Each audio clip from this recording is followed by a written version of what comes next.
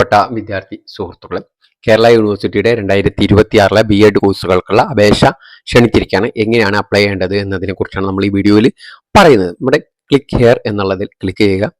അപ്പോൾ ബി.എഡ് അപ്ലൈ ചെയ്യേണ്ട സെക്ഷനിലേക്ക് ഓപ്പൺ ചെയ്ത് വരുന്നതാണ്. ആബിദ് റോക്സിന്റെ പുതിയ വീഡിയോയിലേക്ക് സ്വാഗതം. ഈ വീഡിയോ നിങ്ങൾക്ക് ഉപകാരപ്രദമെങ്കിൽ ഈ ചാനൽ ഒന്ന് സബ്സ്ക്രൈബ് ചെയ്യുക. ഇവിടെ നമ്മൾ ന്യൂ രജിസ്ട്രേഷൻ ബട്ടൺ ക്ലിക്ക് ചെയ്യുക. ന്യൂ രജിസ്ട്രേഷൻ ബട്ടണിൽ നമ്മൾ പുതുതായിട്ട് രജിസ്റ്റർ ചെയ്യുക. അപ്പോൾ നമ്മളെ പേര്, date of birth, gender, email I D, mobile number, confirm mobile number, nationality Indian ഇത് കൊടുത്ത് സബ്മിറ്റ് ചെയ്ത് നമുക്ക് രജിസ്ട്രേഷൻ നടപടികളുടെ 1ാം ഘട്ടം പൂർത്തീകരിക്കുകയാണ് ഇതോടുകൂടി ചെയ്യുന്നത്. ഞാൻ എൻ്റെ കാര്യങ്ങൾ പേഴ്സണൽ വിവരങ്ങൾ ഞാൻ കൊടുക്കുകയാണ്. ഓക്കെ, അതോടുകൂടി നമ്മുടെ മൊബൈൽ നമ്പറിലേക്ക് ഒരു OTP വരും. അതിവിടെ സബ്മിറ്റ് ചെയ്ത് നൽകണം. നമ്മൾ അത് സബ്മിറ്റ് ചെയ്ത് കഴിഞ്ഞാൽ നമ്മുടെ അപ്ലിക്കേഷൻ നമ്പറും നമ്മളെ പാസ്വേഡ് ലഭ്യമാക്കും. നമ്മളെ പാസ്വേഡ് എന്ന് പറയുന്നത് നമ്മുടെ ഡേറ്റ് ഓഫ് ബർത്ത് ആണ്. നിങ്ങളുടെ ഡേറ്റ് ഓഫ് ബർത്ത്, എന്നിട്ട് അബ്ദുൾ റഹ്മാൻ കെ എൻ്റെ പേര് ആണ് അപ്ലിക്കൻ്റെ നെയിം. ഇനി നമ്മൾ എന്ത് ചെയ്യുക, ഇതിലേക്ക് നെക്സ്റ്റ് സ്റ്റെപ്പിലേക്ക് കടക്കുന്നതിൻ്റെ ഭാഗമായിട്ട് ഇവിടെ ക്ലിക്ക് ഹിയറിൽ ക്ലിക്ക് ചെയ്യാം. അങ്ങനെ ഞാൻ അതിൽ ക്ലിക്ക് ചെയ്ത് കഴിഞ്ഞാൽ പിന്നീട് നമ്മൾ എന്ത് ചെയ്യണം, ഇവിടെ നമ്മുടെ അപ്ലിക്കേഷൻ നമ്പർ നമുക്ക് തന്നിട്ടുണ്ട്. അപ്ലിക്കേഷൻ നമ്പറും പാസ്വേഡും ഇവിടെ എൻ്റർ ചെയ്യുകയാണ് വേണ്ടത്. ആ അപ്ലിക്കേഷൻ നമ്പർ നമ്മളെ മൊബൈൽ നമ്പറിലേക്ക് വന്ന പാസ്വേഡ് നമ്മളെ ഡേറ്റ് ഓഫ് ബർത്ത് അത് കൊടുത്ത് എൻ്റർ ചെയ്തപ്പോൾ ഇതുപോലെ വന്ന് ഇതിൽ നമ്മൾ കൊടുക്കേണ്ട കാര്യങ്ങളാണ് ഇവിടെ പറയുന്നത്. എന്നിട്ട് എന്ത് ചെയ്യുക, നമ്മൾ പ്രൊസീഡ് ബട്ടൺ ക്ലിക്ക് ചെയ്യുക. പ്രൊസീഡ് ബട്ടൺ ക്ലിക്ക് ചെയ്യുക. നമ്മൾ ആദ്യം കൊടുത്ത ചെറിയ പേഴ്സണൽ കാറ്റഗറി കാര്യങ്ങളൊക്കെ അവിടെ വരും. നമ്മൾ നമ്മുടെ അഡ്രസ്സ് കൊടുക്കേണ്ടതുണ്ട്. അതുപോലെ തന്നെ കേരളൈറ്റ്സ് ആണോ യെസ് എന്ന് കൊടുക്കണം. പിന്നെ നമ്മൾ റിലീജിയൻ മറ്റു കാര്യങ്ങൾ കൊടുക്കണം. Islam, caste, Muslim, category,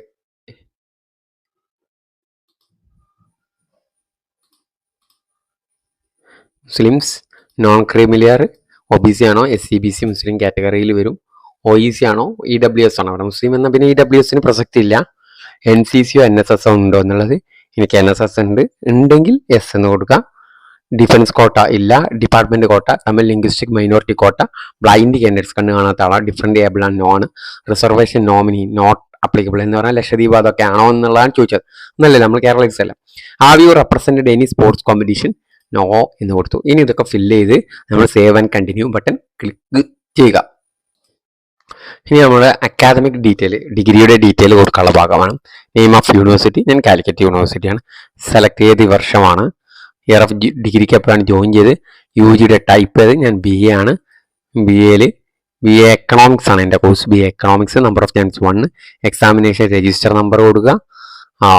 passing year, pattern എൻ്റെത് 10+, 2+, 3 എന്ന് പറഞ്ഞാൽ 10, പിന്നെ 2 +1 +2 3 ഡിഗ്രി. ചില ആളുകളുടെ എങ്ങനെ ഉണ്ടാവും, 10+, 2+, 5 ഉണ്ടാവും എന്ന് പറഞ്ഞാൽ ഇൻ്റഗ്രേറ്റഡ് PG.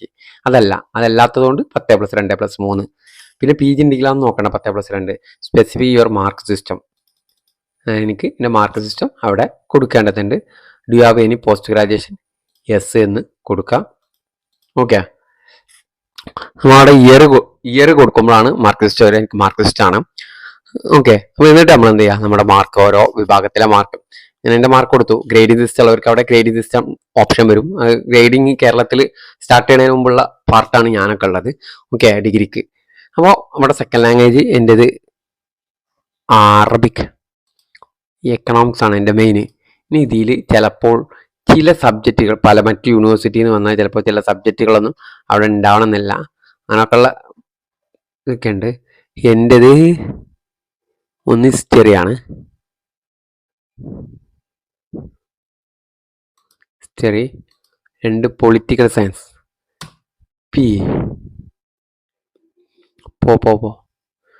പൊളിറ്റിക്കൽ സയൻസ് അത് കൊടുത്തു. ചിലപ്പോൾ ഇല്ലെങ്കിൽ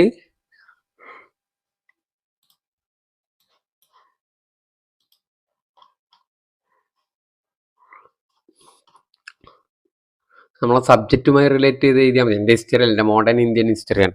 അത് ഹിസ്റ്ററി എഴുതി. അപ്പോൾ ആ സബ്ജക്റ്റ് അവിടെ കൊടുത്താൽ മതി. ഇനി എൻ്റെ മാർക്കും കാര്യങ്ങളും എൻ്റർ ചെയ്യുന്നു.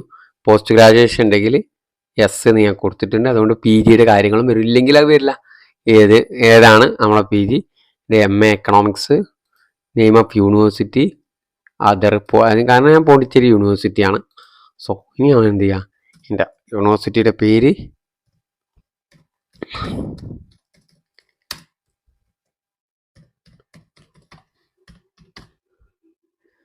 Exam register number, year of passing ഏത് വർഷമാണ്, percentage off mark in post graduation.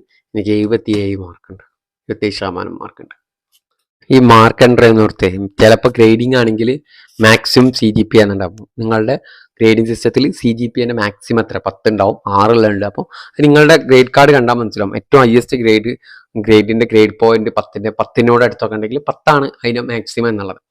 ഇനി പെർസെൻറ്റേജ് ചിലപ്പം പെർസെൻറ്റേജിൽ നമുക്ക് ഒപ്റ്റൈൻ ചെയ്തിട്ടുള്ള പെർസെൻറ്റേജ് ഇവിടെ കൊടുത്തിട്ട് ഒപ്റ്റൈൻ ചെയ്തിട്ടുള്ള ആ മാക്സിമം മാർക്സിൽ 100 എന്ന് കൊടുത്താലും മതി. ഓക്കെ, ഞാൻ മാർക്സാണ് കൊടുക്കുന്നത്, ഞങ്ങൾക്ക് മാർക്കായിരുന്നു അന്നുണ്ടായിരുന്നത്. ഇപ്പോൾ എൻ്റെ പാർട്ട് 3ൻ്റെ ഇതാണ്. നിങ്ങളെ ചിലപ്പോൾ ഇവിടെ മെയിൻ പകരം കോർണായിരിക്കും. ഏതാണ് ഇവിടെ ഗ്രേഡിംഗ് സിസ്റ്റം ഇവിടെ ചിലപ്പോൾ കോർണായിരിക്കും, ഇവിടെ കോംപ്ലിമെൻ്ററി എന്നായിരിക്കും. ചെറിയ ചെറിയ മാറ്റങ്ങൾ അതിലുണ്ടാവും, ഓരോന്ന് സെലക്ട് ചെയ്യുന്നതിൻ്റെ അടിസ്ഥാനത്തിലാണ്. ഞാനിവിടെ പാർട്ട് 3 ടോട്ടൽ എന്ന് പറയുമ്പോൾ മെയിൻ എടുക്കും, അതിൻ്റെ കൂടെ തന്നെ സബ്സിഡറി 1, സബ്സിഡറി 2, ഇതിൻ്റെ 3ൻ്റെ ഒക്കെ ഞങ്ങൾ മാർക്ക് ലിസ്റ്റിൽ വളരെ കറക്റ്റ് സ്പെസിഫൈ ചെയ്തിട്ടുണ്ട്. നിങ്ങളെ മാർക്ക് ലിസ്റ്റിൽ എങ്ങനെയാണോ ഉള്ളത് അതിനനുസരിച്ച് കൊടുത്താൽ മതി. ഓക്കെ, അതിനനുസരിച്ചാണ് അവിടെ ഓപ്ഷൻ വരിക. ഇനി നമുക്ക് ഓപ്ഷൻ സെലക്ട് ചെയ്യാനുള്ള സമയമാണ്. എനിക്ക് സോഷ്യൽ സയൻസ് എടുക്കാൻ പറ്റുള്ള എക്കണോമിക്സ് ആണ്. സോഷ്യൽ സയൻസ് ഉള്ള കോളേജുകൾ മൊത്തം ഇവിടെ ഉണ്ട്. അതിൽ ഞാൻ ആദ്യം എടുത്ത് തൈക്കാടുള്ള government teacher education, add your option. ഇനി അടുത്തത് വീണ്ടും സെലക്ട് ചെയ്യുക. എന്നിട്ട് ഇതിൽ നിന്ന് ഞാൻ വേറെ ഒന്നെടുത്ത് നിങ്ങൾ അതിൻ്റെ ലിസ്റ്റ് എടുത്ത് നോക്കണം. NSS ട്രെയിനിങ് കോളേജ് എടുത്തു. യെസ്, നമുക്ക് ഏതാണോ ഫസ്റ്റ് വേണ്ടത് അത് സെലക്ട് ചെയ്യുക, ആഡ് യുവർ ഓപ്ഷൻ. അങ്ങനെ എന്ത് ചെയ്യുക, ഇത് കഴിഞ്ഞാൽ save and refresh option. Okay, എന്നിട്ട് പ്രിവ്യൂ ക്ലിക്ക് ചെയ്യുക. അതോടുകൂടി ഇനി എനിക്ക് വരിക രജിസ്ട്രേഷൻ ഓൺലൈൻ പേയ്മെൻ്റ് ആണ്. ഈ ഓൺലൈൻ പേയ്മെൻറ്റ് കഴിഞ്ഞാൽ പിന്നെ എനിക്ക് ഫോട്ടോയും സിഗ്നേച്ചറും അപ്ലോഡ് ചെയ്യണം. ഫോട്ടോ ആൻഡ് സിഗ്നേച്ചർ അപ്ലോഡ് ചെയ്യാനുള്ള ഓപ്ഷൻ വരും. അവിടെ ഫോട്ടോയും സിഗ്നേച്ചറും അപ്ലോഡ് ചെയ്തിട്ട് അതിൻ്റെ കാര്യങ്ങൾ ചെയ്താൽ എനിക്ക് എൻ്റെ രജിസ്ട്രേഷൻ നടപടികളായി. ഓക്കെ, ഇങ്ങനെയാണ് ഇതിൽ ചെയ്യേണ്ടത്. അപ്പം ഞാൻ 4 സ്റ്റെപ്പ് വരെ കഴിഞ്ഞു. 5, 6 ഫൈനൽ സബ്മിഷൻ 6. അതോടുകൂടി എൻ്റെ കേരള യൂണിവേഴ്സിറ്റിയുടെ അപ്ലിക്കേഷൻ കഴിഞ്ഞു. ഇതുപോലെ നിങ്ങൾക്കും ചെയ്യാവുന്നതാണ്. Okay, thank you.